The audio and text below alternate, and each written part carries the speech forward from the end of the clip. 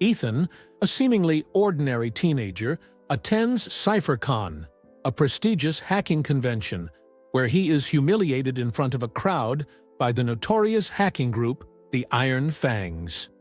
With his outdated laptop and lack of experience, he quickly becomes the subject of ridicule. However, as the event progresses, something unexpected happens.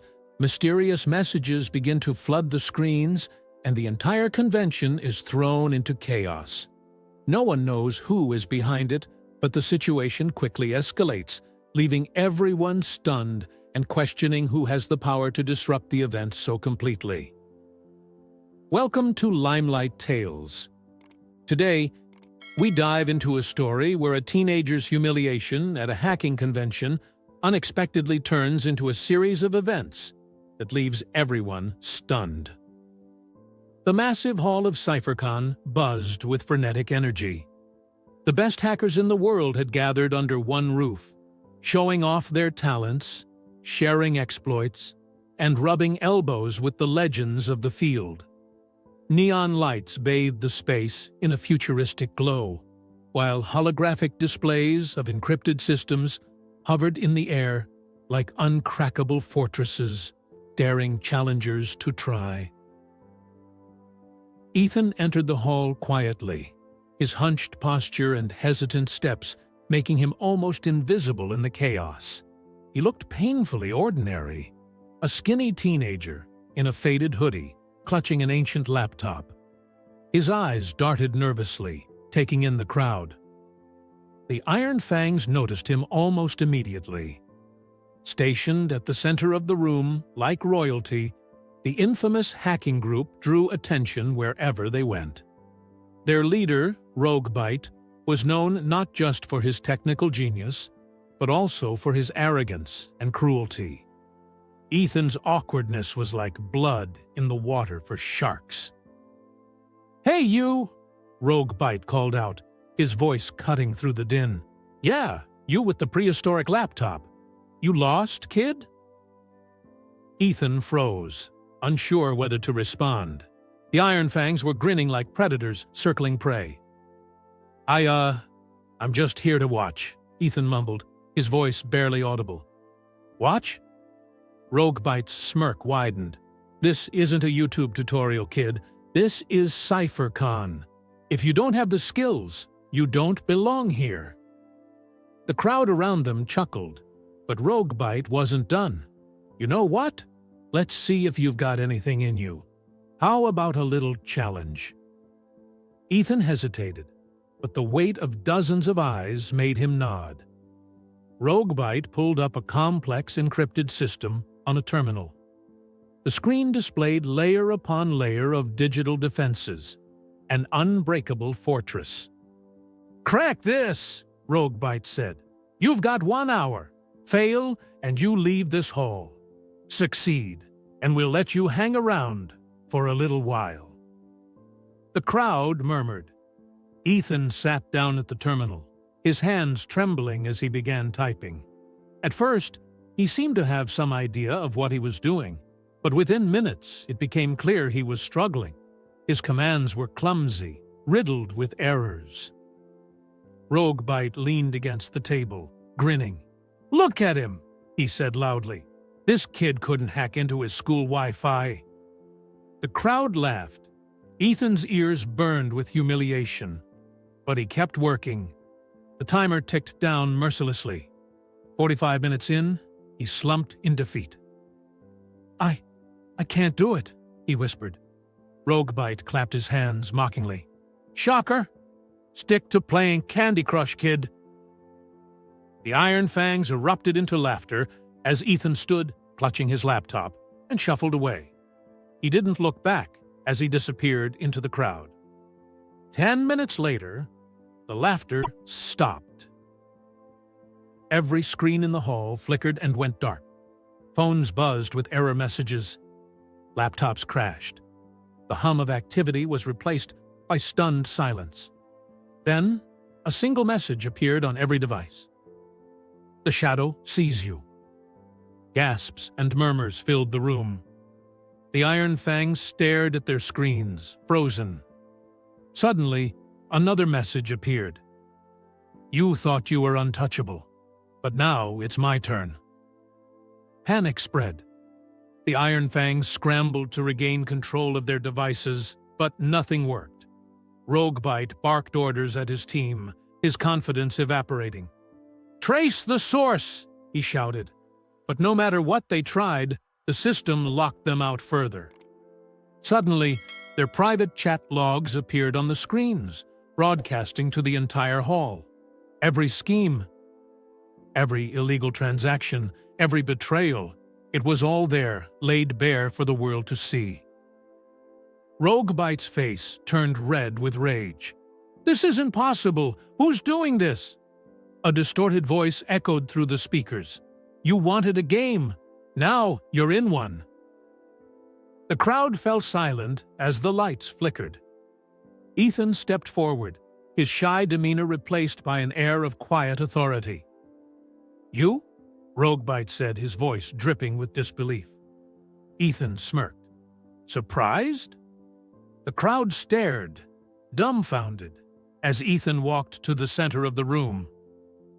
"For years you've run this place, like it's your kingdom," Ethan said, his voice calm but cutting. "Humiliating people, breaking laws, hurting lives.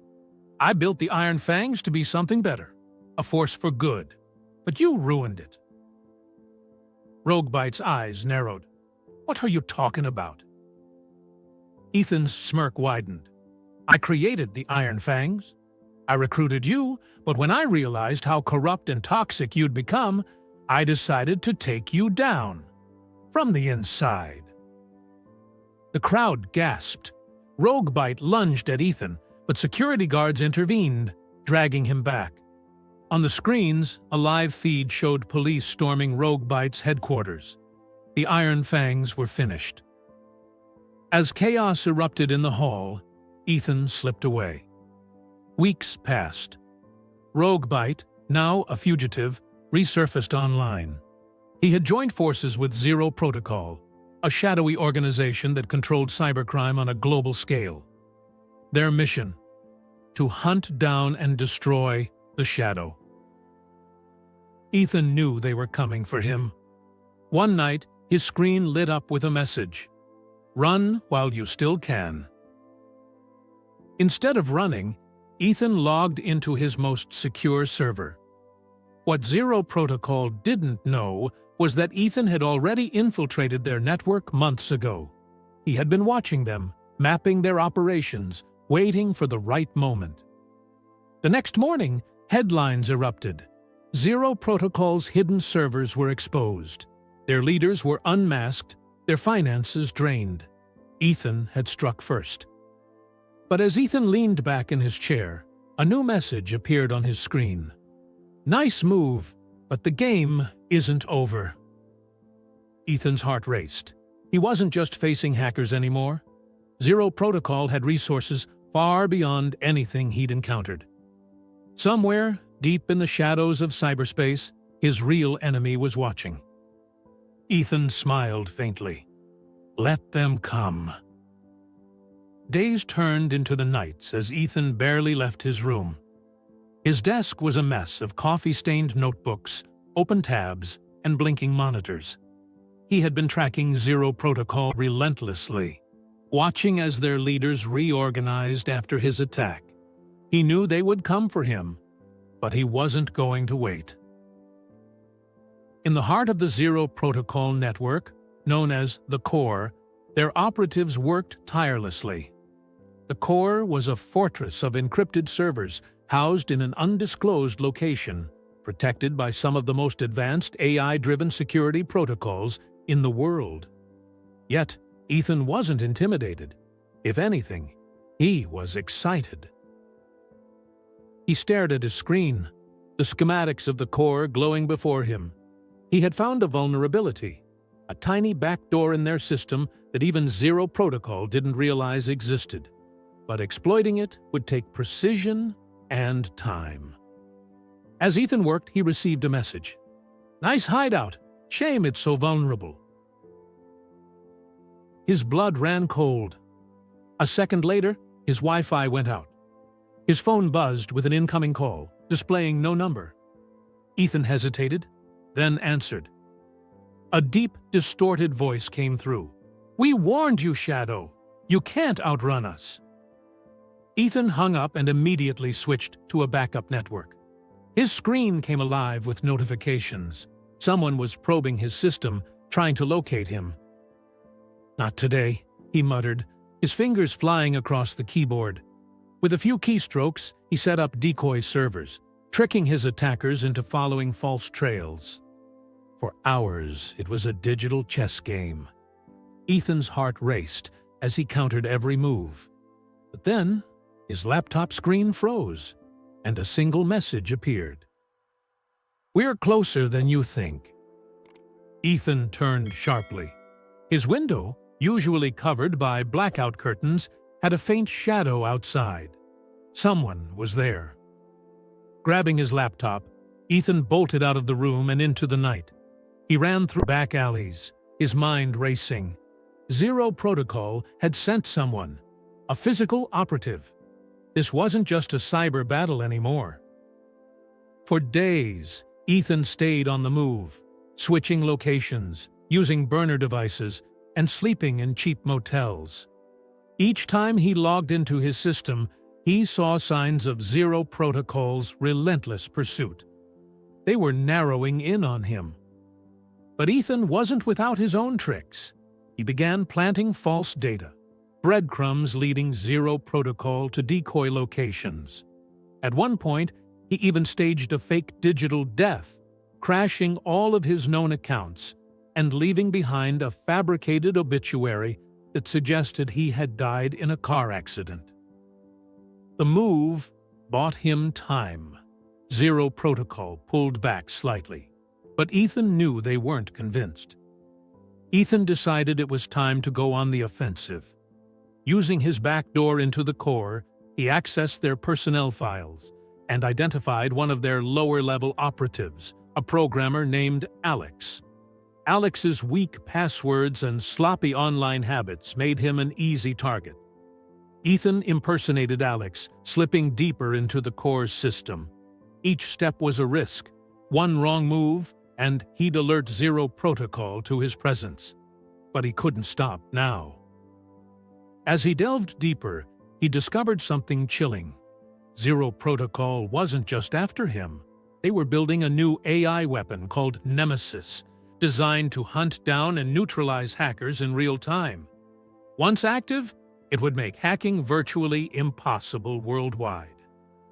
Ethan realized his fight wasn't just about survival anymore. If Nemesis went live, it would change the digital world forever. Ethan devised a plan to destroy Nemesis before it could launch.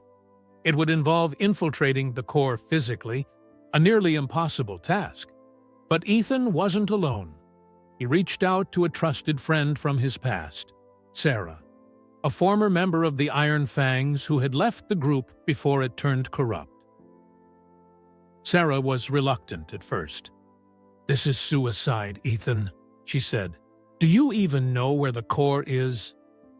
"I do now," Ethan replied, showing her the location he had extracted from Alex's files. Together, they planned their infiltration. Sarah would handle the physical security, while Ethan focused on bypassing Nemesis's digital defenses.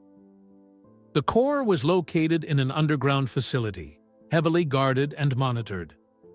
Ethan and Sarah made their move under the cover of night. Sarah distracted the guards, while Ethan slipped inside, using stolen credentials to navigate the facility. Inside, the core was a maze of servers and cables, glowing with eerie blue light.